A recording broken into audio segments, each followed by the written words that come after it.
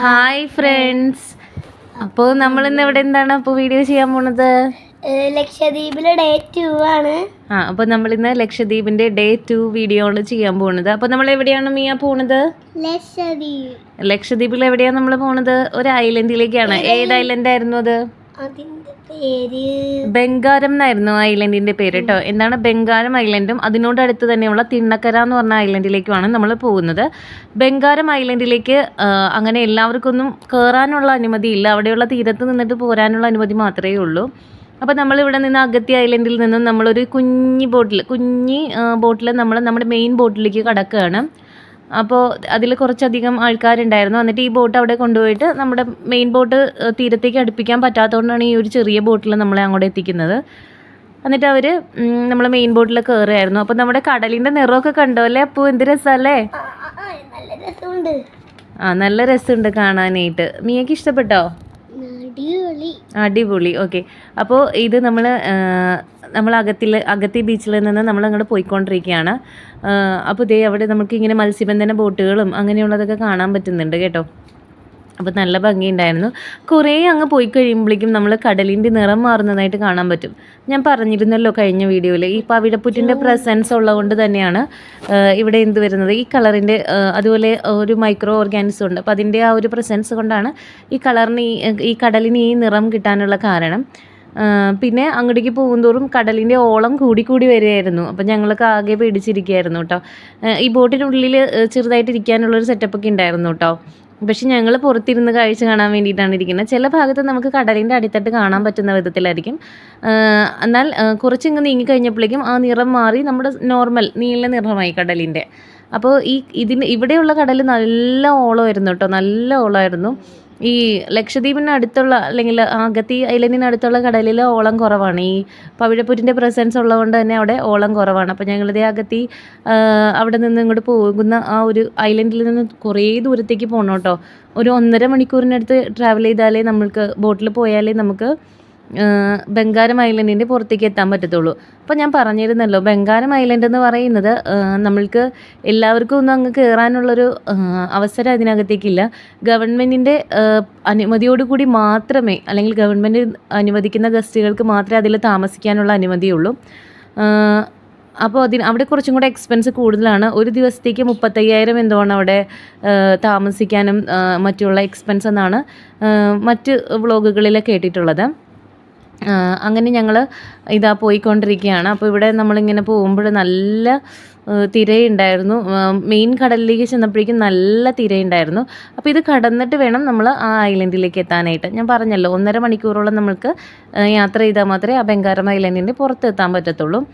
അപ്പോൾ ഇതിലിതേ ഡോൾഫിനൊക്കെ പോകുന്നുണ്ടായിരുന്നു കേട്ടോ. ഡോൾഫിൻ കണ്ടോ? 4 ഡോൾഫിൻ ഇപ്പോൾ ചാടി പോകുന്നതാണ് നമ്മൾ കണ്ടത്.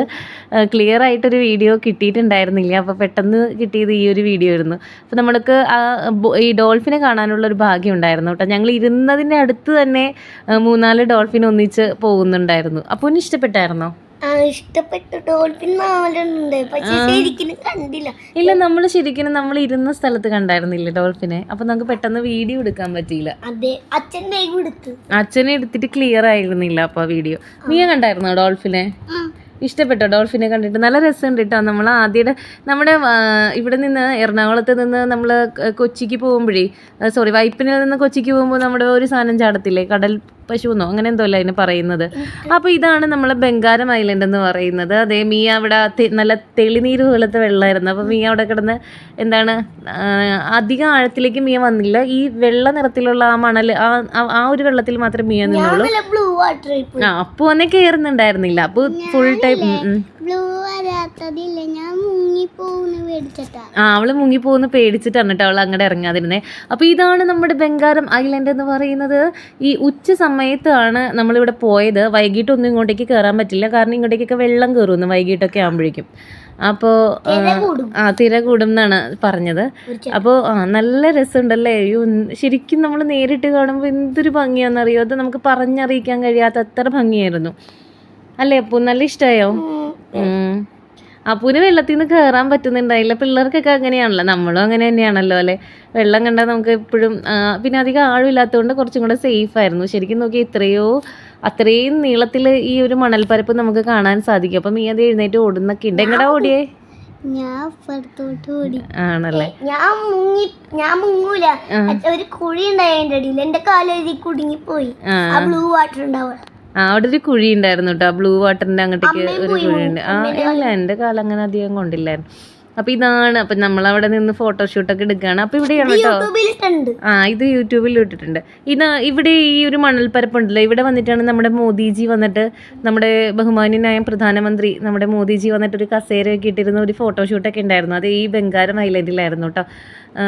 നമ്മൾ മാലിദ്വീപ് എന്ന് പറഞ്ഞിട്ട് ആ ഒരു ദ്വീപ് ആയിട്ടൊരു പ്രശ്നം ഉണ്ടായിരുന്നല്ലോ, ചൈനയെ പിന്തുണയ്ക്കുന്നതുമായി ബന്ധപ്പെട്ട് ഒരു പ്രോബ്ലം ഉണ്ടായിരുന്നല്ലോ. അപ്പോൾ ആ സമയത്ത് നമ്മുടെ ലക്ഷദ്വീപിലേക്ക് വരുന്ന ആളുകളുടെ ആളുകൾ കൂടുതൽ വരികയും ഒക്കെ ഉണ്ടായിരുന്നു. കുറച്ചും കൂടി ടൂറിസം നന്നായിട്ട് പ്രോത്സാഹിപ്പിക്കുകയാണെങ്കിൽ മാലിദ്വീപിനോട് കിടപിടിക്കുന്ന ഒരു ദ്വീപ് തന്നെയായിരിക്കും ലക്ഷദ്വീപ് എന്ന് പറയുന്നത്. കൂടുതൽ ടൂറിസ്റ്റുകൾ വരാൻ നമ്മൾ കുറച്ചും കൂടെ നന്നായിട്ട് നമ്മൾ എന്ത് ചെയ്യണം, നമ്മൾ നന്നായിട്ട് കുറച്ചും കൂടെയൊക്കെ എഫേർട്ട് എടുക്കുകയാണെങ്കിൽ, ഗവൺമെൻറ് എഫേർട്ടൊക്കെ എടുക്കുകയാണെങ്കിൽ ഈ ഒരു ദ്വീപ് ഏറ്റവും സൂപ്പറായിരിക്കും കേട്ടോ.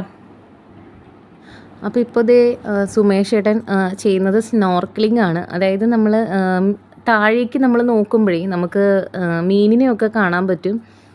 ഒരുപാട് അടിയിലേക്ക് പോകുന്നില്ല, അടിയിലേക്ക് പോകുന്നത് സ്കൂബയാണ്. ഇത് സ്നോർക്കലിംഗ് എന്നാണ് അറിയപ്പെടുന്നത്. അപ്പോൾ എനിക്ക് ഈ സ്കൂബയും സ്നോർക്കലിങ്ങും തമ്മിലുള്ള വ്യത്യാസം എനിക്ക് അറിയത്തില്ലായിരുന്നു. അപ്പോൾ ഈ സ്നോർക്കലിംഗ് ചെയ്യുമ്പോൾ നമുക്ക് ഉപരിതലത്തിൽ നിന്നുകൊണ്ട് തന്നെ താഴേക്ക് കാണാൻ പറ്റും. ഇത് അത്രയ്ക്ക് ആഴമില്ലാത്തൊരു സ്ഥലത്തേക്കാണ് കേട്ടോ. ആഴമില്ലാത്ത സ്ഥലങ്ങളിലാണ് നമ്മൾ സ്നോർക്കലിംഗ് ചെയ്യണത്. സ്കൂബ ചെയ്യുമ്പോൾ നമ്മൾ ആഴത്തിലേക്ക് നമ്മൾ പോകാറുണ്ട്. അപ്പോൾ ഇപ്പോൾ സുമേഷ് ഏട്ടൻ ചെയ്തുകൊണ്ടിരിക്കുക. അപ്പോൾ ശരിക്കും നല്ല ഭംഗിയുണ്ടായിരുന്നു കേട്ടോ ഇവിടെ കാണാനായിട്ട്. മീനുകളൊക്കെ ശരിക്കും നമുക്ക് ഉപരിതലത്തിൽ നോക്കിക്കഴിഞ്ഞാൽ പലതരം മീനുകളും പവിഴപ്പുറ്റുകളും ഒക്കെ കാണാൻ പറ്റും. കാല് പൊക്കി പിടിക്കണം, താഴ്ത്തി പിടിക്കുകയാണെങ്കിൽ എന്താ സംഭവിക്കുകയെന്ന് വെച്ചാൽ പവിഴപ്പുറ്റിൽ ഇടിച്ച് കഴിഞ്ഞാൽ ഭയങ്കര ബുദ്ധിമുട്ടായിരിക്കും, കാലൊക്കെ പൊട്ടും. അപ്പോൾ മിയ മോൾക്ക് ഭയങ്കര ആഗ്രഹം ഇറങ്ങാനായിട്ട്. നമ്മുടെ കൂടെ വേറെയും 1-2 കുഞ്ഞു മക്കളുണ്ടായിരുന്നു, അവരെല്ലാവരും ഇറങ്ങിയായിരുന്നു കേട്ടോ. അപ്പോൾ മിയ മോൾക്ക് പറ്റിയ കണ്ണടയൊന്നുമില്ല, സ്നോർക്കലിംഗ് ചെയ്യാൻ പറ്റിയ ഗൂഗിൾസോ അങ്ങനെയുള്ളതൊന്നുമില്ല. അപ്പോൾ അതുകൊണ്ട് മിയ മോളെ ജസ്റ്റ് വെറുതെ ഒന്ന് വെള്ളത്തിൽ ഇറക്കിയതേ ഉള്ളൂ. അവളുടെ ഒരു ആഗ്രഹം സാധിക്കാൻ വേണ്ടിയിട്ടൊന്ന് ഇറക്കിയതേ ഉള്ളൂ. അപ്പോൾ ആ പയ്യൻ നമ്മൾ വളരെ സേഫായിട്ടാണ് കേട്ടോ അവർ കൊണ്ടുപോകണേ. നമ്മളെല്ലാവരെയും അവരൊക്കെ നന്നായിട്ട് നീന്താൻ അറിയാവുന്നവരാണ്. എങ്ങനെയുണ്ടായി മിയ? എനിക്ക് വെള്ളത്തിന്റെ അടിയിലോട്ട് പോകാൻ ഇഷ്ടമല്ല. വെള്ളത്തിന്റെ അടിയിൽ പോയില്ലല്ലോ, വെള്ളത്തിന്റെ മുകളിലായിരുന്നില്ലേ വെള്ളം കയറിയാ? ഓക്കെ. അപ്പോൾ അപ്പൂസ് റെഡി ആയിട്ടിരിക്കുകയാണ്. അപ്പൂനും ഭയങ്കര ഇൻട്രസ്റ്റ് ആയിരുന്നു കേട്ടോ പോകാനായിട്ട്. അപ്പം നമ്മൾ ഇത് കഴിഞ്ഞിട്ടേ നമ്മൾ പിന്നെ പോയത് തിണ്ണക്കര എന്ന് പറഞ്ഞിട്ടൊരു ഐലൻഡിലായിരുന്നു. അവിടെ ഏകദേശം 5-6 കുടുംബങ്ങൾ മാത്രമേ താമസിക്കുന്നുള്ളൂ കേട്ടോ ആ ഐലൻഡിൽ. ഐലൻഡിൻ്റെ ഫുൾ വ്യൂ എനിക്ക് എടുക്കാൻ പറ്റിയില്ലായിരുന്നു. ഒരു ചെറിയൊരു ഐലൻഡാണ്. അവിടെ ചെന്നിട്ട് ഞങ്ങൾ എന്താ ചെയ്തതെന്ന് വെച്ചാൽ നമ്മൾ ബോട്ട് ഇറങ്ങിയ സ്ഥലത്ത് നിന്ന് കുറച്ച് അങ്ങ് നടന്ന് അപ്പുറത്തെ സൈഡിൽ പോയിട്ടാണ് നമ്മൾ ബീച്ചിലേക്ക് പോയത്. അപ്പോൾ ഞാൻ പറഞ്ഞില്ലേ, അവിടെയാണ് നീര എന്ന് പറയുന്ന ഒരു പാനീയം, നമ്മുടെ കള്ളിന് സമാനമായിട്ടൊരു സാധനമാണ് നീര എന്ന് പറയുന്നത്. അത് ഈ തിണ്ണക്കര ഐലൻഡിലുള്ളവരാണ് ഉണ്ടാക്കുന്നത്. നമ്മളൊന്നും വാങ്ങിയില്ലായിരുന്നു. അപ്പോൾ അതവിടെ കിട്ടും. 6 ഫാമിലിയേ ഉള്ളൂ. അവർക്ക് എന്തെങ്കിലും ആവശ്യമുണ്ടെങ്കിൽ അവർ വരുന്നത് നമ്മുടെ അഗത്തി ഐലൻഡിലേക്കായിരുന്നു. അപ്പോൾ തിണ്ണക്കര ഐലൻഡിൻ്റെ ഒരു ചെറിയൊരു വീഡിയോ ഞാൻ എടുത്തിട്ടുണ്ട്, അപ്പോൾ അത് കാണാം. ഇതായിരുന്നു ആ ഐലൻഡ് എന്ന് പറയുന്നത്. ഇവിടെയും നല്ലൊരു ബീച്ചുണ്ട്, നമുക്ക് എൻജോയ് ചെയ്യാൻ പറ്റും. നല്ല ഭംഗിയുണ്ടായിരുന്നു. നമ്മുടെ ബംഗാരം പോലെ തന്നെ മറ്റൊരു ബംഗാരം വേറൊരു ഇതാണ്. ഈ ഒരു ബീച്ചും വേറൊരു ഇതാണ്. അപ്പോൾ ഇതായിരുന്നു ആ ബീച്ചെന്ന് പറയുന്നത്. അങ്ങനെ ഞങ്ങൾ തിണ്ണക്കരയിൽ നിന്ന് ഞങ്ങളിങ്ങ് പതുക്കെ ഇങ്ങ് തിരിച്ചു പോരുകയായിരുന്നു. അപ്പോൾ ഈ കാണുന്നതാണ് ബംഗാരം ഐലൻഡ്. അപ്പോൾ തിണ്ണക്കരയിൽ നമ്മൾ ബംഗാരം ഐലൻഡ് ആ ഒരു വഴിയാണ് അങ്ങ് പോയിക്കൊണ്ടിരിക്കുന്നത്. ഞാൻ പറഞ്ഞില്ലേ, കടലിൽ കണ്ടോ കളർ വ്യത്യാസം വരുന്ന സ്ഥലത്തൊക്കെ എന്തുണ്ട്, പവിഴപ്പുറ്റുണ്ട് കേട്ടോ.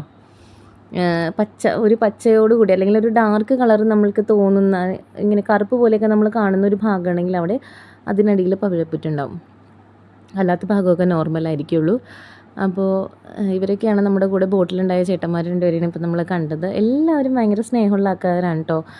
നല്ല സ്നേഹത്തോടെ പെരുമാറുന്ന ആൾക്കാരാണ്. നമ്മൾക്ക് എന്താ പറയുക, വേറൊരു എന്താ പറയുക, നമ്മൾ സ്വന്തം സഹോദരന്മാരെ പോലെയും സഹോദരിമാരെ പോലെയൊക്കെ ചിന്തിക്കുന്ന ഒരു കൂട്ടം ആൾക്കാരാണ് നമ്മുടെ കൂടെ ഉണ്ടായിരുന്നത്. ഒരു 5-6 ചേട്ടന്മാരുണ്ടായിരുന്നു നമ്മുടെ കൂടെ കേട്ടോ, ബോട്ട് ഓടിക്കുന്നതും. പിന്നെ നമുക്ക് ഫുഡൊക്കെ നമ്മൾ ഇവിടുന്ന് കൊണ്ടുപോയിട്ട്, അതായത് നമ്മൾ അഗത്തിയിൽ നിന്നും ഫുഡ് കൊണ്ടുപോയിട്ട് ഉച്ചയ്ക്ക് ബോട്ടിൽ വെച്ചിട്ട് കഴിക്കുകയാണ് ചെയ്തത് കേട്ടോ. ഓരോരുത്തരും ഓരോ വീട്ടിൽ നിന്ന് ഞങ്ങൾ താമസിച്ചത് ഓരോ സ്ഥലത്തു നിന്ന് വന്നതുകൊണ്ട് തന്നെ നമുക്ക് വ്യത്യസ്ത ഫുഡാണ് ഉണ്ടായത്. പിന്നെ ഞങ്ങളുടെ വീഡിയോ എല്ലാവർക്കും ഇഷ്ടപ്പെട്ടെങ്കിൽ, ഈ ഡേ 2 വീഡിയോ എല്ലാവർക്കും ഇഷ്ടപ്പെട്ടെങ്കിൽ ലൈക്ക് ചെയ്യുക, ഷെയർ ചെയ്യുക, ഞങ്ങളെ സപ്പോർട്ട് ചെയ്യാം. പിന്നെ ഈ ചാനലിൻ്റെ കാര്യം നിങ്ങളുടെ കൂട്ടുകാരോടും കൂടി ഒന്ന് ഷെയർ ചെയ്യുക. അപ്പോൾ എല്ലാവരും ഞങ്ങളെ സപ്പോർട്ട് ചെയ്യുന്ന വിശ്വാസത്തിൽ താങ്ക് യു.